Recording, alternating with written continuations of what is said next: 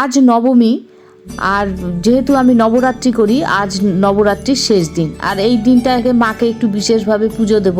তাই খুব সকাল সকাল ঘুম থেকে উঠে পড়েছি। উঠে পড়েই সমস্ত পুজোর কাজকর্ম সেরে এই দেখো রান্নাঘরে চলে এসেছি খুব সামান্য আয়োজনে মায়ের জন্য একটু ভোগ রান্না করতে। এদিকে আমার ভোগ রান্না হয়ে গেছে। আর আজ কী রান্না করেছি সেটাও তোমাদের বলে দিচ্ছি।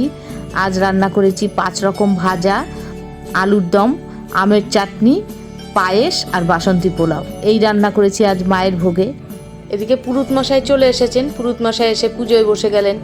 পুজো করে ভোগ নিবেদন করে পুরুত মশাই আবার একটু চণ্ডী পাঠ করলেন। চণ্ডী পাঠ হয়ে গেল, এরপর ভোগ আরতি হলো।